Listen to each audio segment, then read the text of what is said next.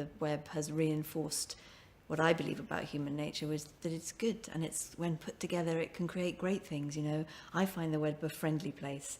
The only way I could characterize it is that it's just a tool. You know, it's a tool that makes things that we do in our everyday lives so much more rich and easier and convenient and fun.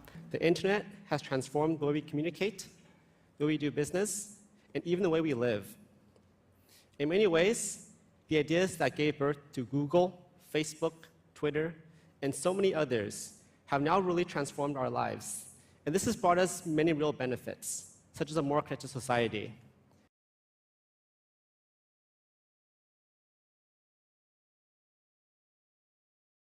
All of us, not just terrorists and criminals, all of us have things to hide. People put their lives on the screen. They put really intimate details of their lives out there, and with very little thought that there might be people using that information in ways that are not benign. Most people are unaware of how exposed they've made themselves. I mean, you talk to young people, for example, who've got their own personal blog sites or their presence on YouTube or Facebook, and that they may come to regret doing some of the things they did on video, on the internet, or saying the things that they did, especially when they start applying for jobs and employers begin to look back through the digital record of these people, the trace that they've left in the public domain. But quite unaware, every single day that we do something digital, we are potentially leaving a trace out there, and that if somebody wanted to find out where we were shopping, what we were doing, who we were communicating with, why we were doing it, what websites we were logging on to, they could do it. It's a very, very exposed set of media, these electronic communication devices that we now use. And the point is that they're fantastically convenient. None of us would willingly give them up. But what we would want, if we really thought carefully about what it meant whenever we use these devices, we would want much, much greater individual security for our communications.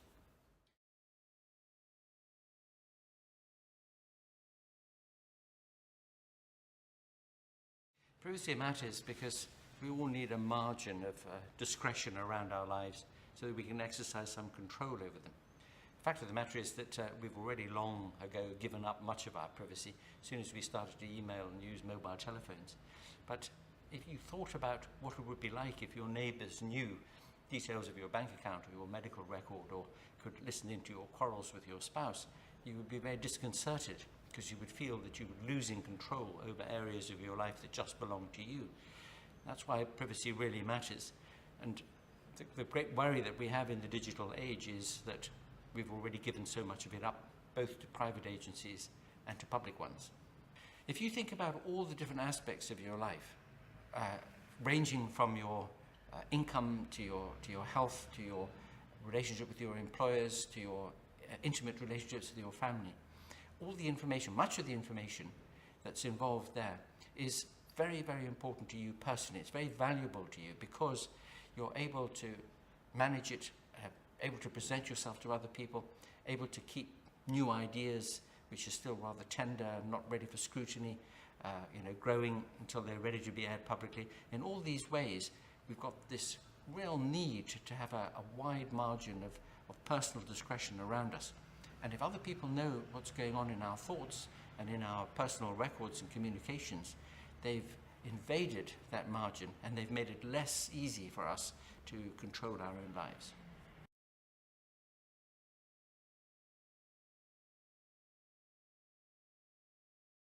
So this year, as the web turns 25, it's very important for us to take a moment and think about the implications of this.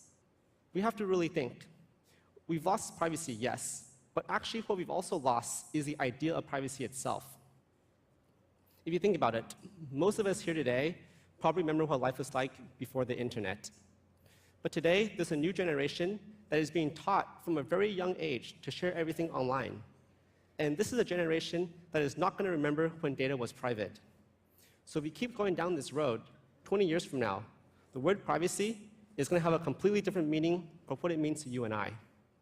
even young people looking for the interstices of the system to find a little privacy.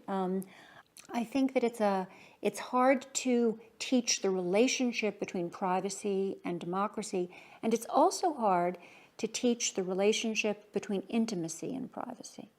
You know, what is intimacy without privacy? There's a massive generational difference in how people see the web, and that's one of the things that I find most interesting and exciting, you know, not only just between classic generational breakdowns, but much more split and atomized fragments of, you know, early 20s to late 20s to mid 20s. It's more about kind of the stage of life you're at as well, I think, and where you are in the education cycle.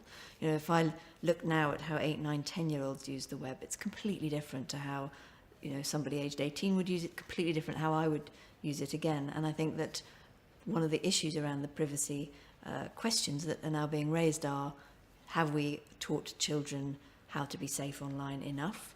And are we, you know, aware enough, if we've come at this later with technology, of all the different ways that information is used? So there's definitely a piece of education that needs to underpin all of the developments that are happening in technology.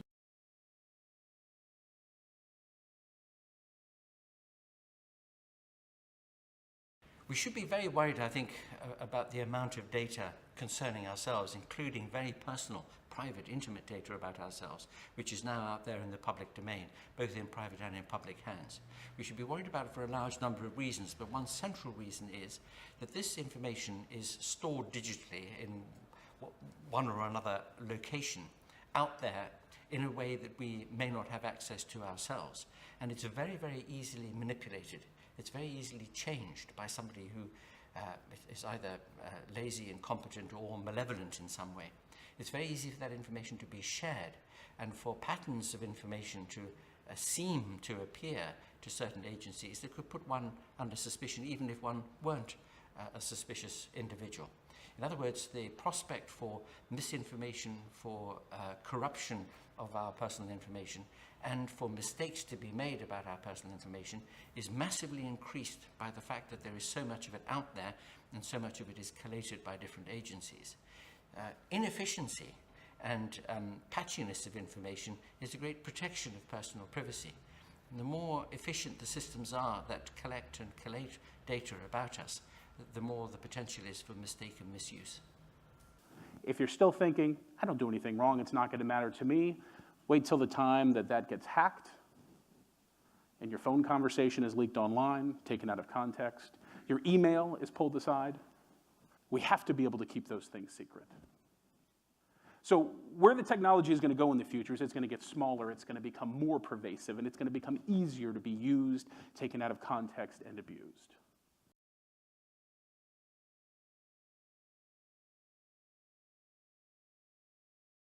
Dating website, Ashley Madison, was hacked. 10 million unique user profiles, private individuals, government officials even, their curiosities, proclivities, their infidelities, all leaked. Does that concern you? Maybe it does. Maybe you were one of the 10 million. If it doesn't, it can get worse.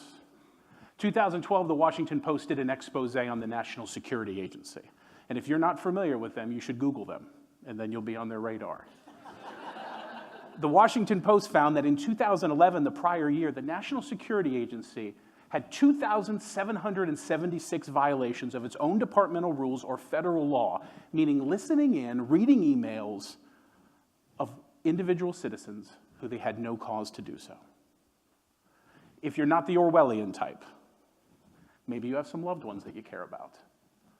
2009, the Lower Merion School District in Pennsylvania decided to issue laptops to their students. Great, honorable endeavor. Until 2010, when the first lawsuit was filed, when parents found out that the school officials were using these laptops to log into the camera to monitor their children's activities at home. Regardless of where you fall on the spectrum, it affects everybody in different ways. Well, we've had examples recently in the United Kingdom of very sensitive information about individuals, health records, military, police records, being lost because they've been left on a CD in the back of somebody's motor car. We've had examples of people being able to hack into what should be very, very secure systems. For example, as I speak, there is an extradition warrant out for an individual in the United Kingdom who hacked into the United States Navy, military, NASA, and the Defense Department computers nearly 100 times. Now, this kind of thing is tremendously worrying, because you can imagine that if a private investigator or the police or a criminal organization was trying to blackmail somebody or try to get personal information or just trying to get your or my credit card numbers, that it would be relatively easy for them to do it, given the porousness of these data storage instruments and the fact that it's very, very difficult to keep them secure and to police them properly. So by giving up so much of our personal information, as we do every time we buy something online or every time we talk to somebody on a mobile phone, we're exposing ourselves to risk. And one can think that in the records of, for example, British banks, people claiming that their credit card numbers have been misused, there would be thousands and thousands of such cases every year.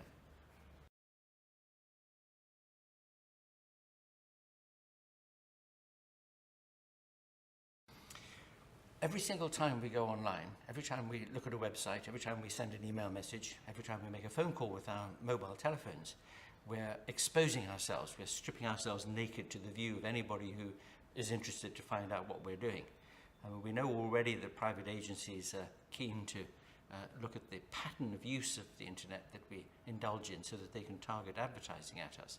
And governments in the Western world, indeed in the world at large, are anxious to keep a record of who people are talking to, what kind of information they're finding out, so that they can detect patterns of, that suggest crime or terrorism in the offing. And in all these ways, therefore, we expose ourselves to view through the use of these devices. Not that we would want to give up using these devices, they're just so useful to us, but they do expose us to scrutiny. The business model of the internet today really isn't compatible with privacy. Just take a look at some of the biggest names on the web, and you see that advertising plays a huge role. In fact, this year alone, advertising is $137 billion. And to optimize the ads that are shown to us, companies have to know everything about us. They need to know where we live, how old we are, what we like, what we don't like, and anything else they can get their hands on. And if you think about it, the best way to get this information is really just to invade our privacy. So these companies aren't going to give us our privacy.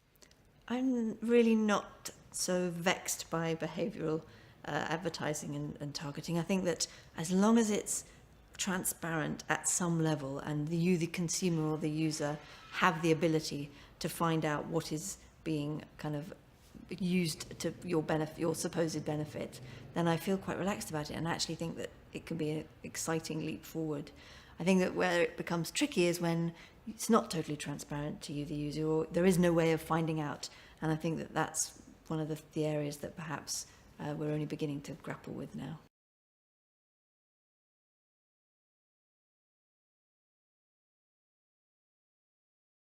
The reason is that when we're in a state where we can be monitored, where we can be watched, our behavior changes dramatically. The range of behavioral options that we consider when we think we're being watched severely reduce.